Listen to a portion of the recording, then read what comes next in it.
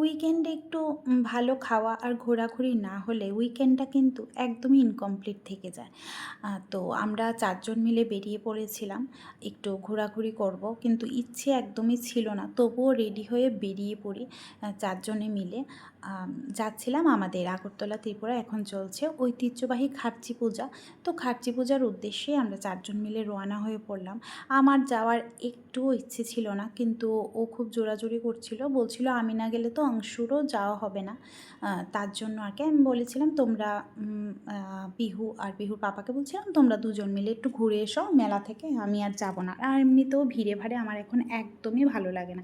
আমার ছোটোবেলা থেকে ভিড় টিড় আমার ভীষণ ভয় হয়, ভিড়ে একটা হারিয়ে যাওয়ার ভয়। তো এখন অনেকে আবার মজা করতে পারো, বুড়ো হয়ে যাচ্ছে এখন আবার ভিড়ে হারিয়ে যাওয়ার ভয় আমার সবসময় থাকে। আর ধাক্কাধাক্কিটাও আমার একদমই পছন্দ হয় না। তার জন্য তো যাই হোক আমরা মেলায় গিয়ে পৌঁছে গেলাম। গিয়ে তো দেখি এমন একটা ভিড়, আর পরে যা হবে সেটা তো মানে আরও আমার একদমই আইডিয়ার বাইরে। ঢুকে পড়েছিলাম ভেতরে। প্যারার দোকানের এদিক থেকেই তো মানে মেলায় পুজো দেওয়ার বোধহয় লাইন পড়ে গেছিলো। লাইনটা একটা সাইডে ছিল, আর এদিক থেকে এত ভিড়, ধাক্কাধুক্কি, মানে ভীষণ অবস্থা খারাপ। আর কোনো বাচ্চা বুড়ো কেউ কাউকে মানে তোয়াক্কা করছিল না। মানে আর একটা জিনিস আমি লক্ষ্য করেছি মেলা থেকে বেরিয়ে যাওয়ার সময়টাতে আর কি, যে বয়স্ক মহিলারা বিশেষ করে এত ধাক্কাধাক্কি করছিল মানে বলার মতো না। আমি জানি না মানে আমাদের সাথেই এমন হয়েছে নাকি এমনই হচ্ছে বলতে পারি না। কিন্তু আমরা যখন বেরোচ্ছিলাম মানে ৫-৬ জন বয়স্ক মহিলা মিলে এমন ধাক্কামুক্কি, মানে আমাদের সাথে ২ টো বাচ্চা আছে প্লাস আমাদের আশেপাশেও বাচ্চা ছিল, ওরা সবাইকে ধাক্কা টাক্কা দিয়ে ওরা আগে বেরিয়ে যাবে। আচ্ছা যাই হোক, মেলাতে এমন হয়েই থাকে। তো আর এখানে দেখো এই জ্যান্ত কালিমা এত সুন্দর, মনে হয় কোনো বাচ্চা সেজেছে না কি বলতে পারছি না। ছোটোখাটোই ছিল মা কালীর এই যে মানব মা কালী, কিন্তু কি সুন্দর, খুব কিউট লাগছিল আমার। তো এখানে ভিডিওটা করে তারপর একটা ফাউন্টেন ছিল ওইটারও একটু ভিডিও করে নিলাম, খুব সুন্দর লাগছিল। মানে সান্ধ্যকালীন পরিবেশটা খুব ভালো লাগছিল এখানে।